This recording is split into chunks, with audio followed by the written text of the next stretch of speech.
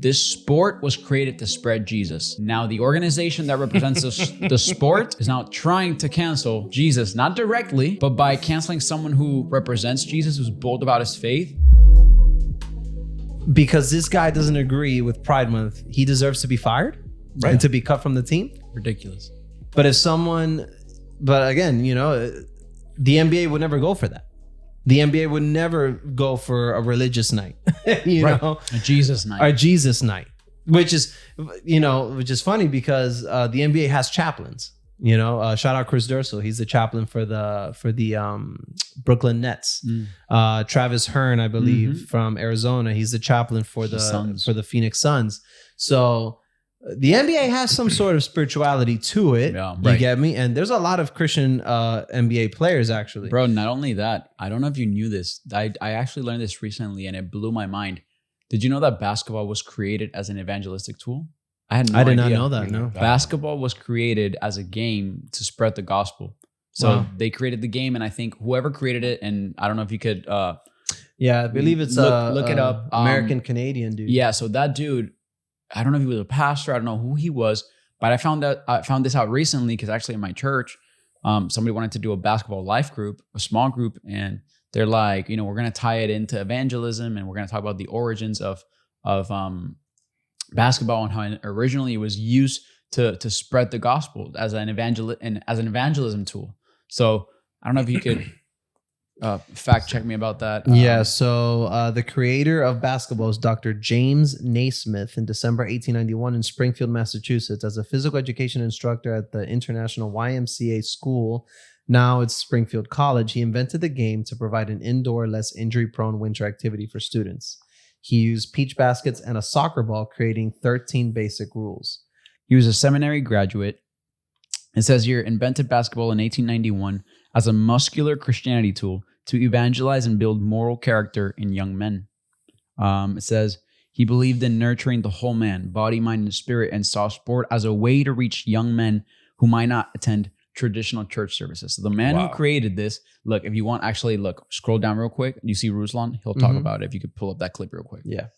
This origins of basketball to me, which is very interesting because it almost sounds too good to be true at times. And then you go and look it up and it actually is very verified that basketball started as like a missionary tool. You know, basketball was created in 1891 and it was created by a man named Dr. James Naismith. Most people know about like the peach basket and the soccer ball and everything, but what they've been lost is that he was a Presbyterian preacher. And a big part of basketball was it was created as a ministry and a discipleship tool. It was created to share the gospel. In fact, you know, it spread all over the world because of Christian missionaries in the YMCA. Back before it was a gym, the YMCA was a missionary sending organization. He actually taught them this game, and that's how it spread globally, was through Christian missionaries early on. Even on his application, he has that famous quote, to win men to the master through the gym. And that was the purpose of the game of basketball. Bro, shout out Dr. James Naismith. Come on, dog. He's one of the few Canadians I respect. Along with Wesley Huff. Wes Huff, come on the show, dog. Bro, he's up there. Amazing. He's up there hooping in heaven. And shout out to our Ukrainian prince over here, David. He let me know that the YMCA actually stood for Young Men's Christian Association. That's what it stands for. Wow. Actually, you know what's funny? I've never looked into what YMCA stood for. That's actually amazing, man. Wow. That's crazy. And real quick, this is just kind of like a side thing.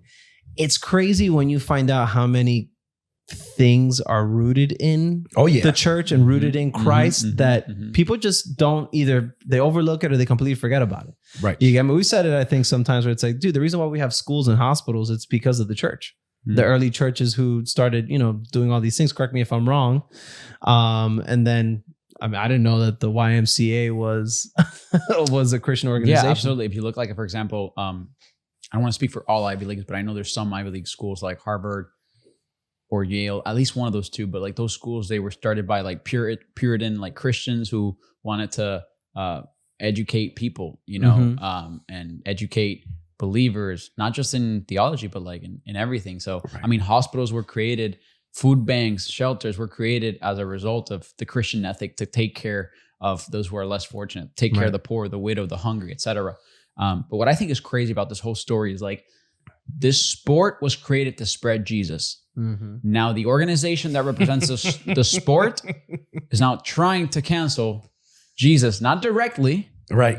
but by canceling someone who represents Jesus, who's bold about his faith. The irony. Yeah, man, it's insane. It's insane.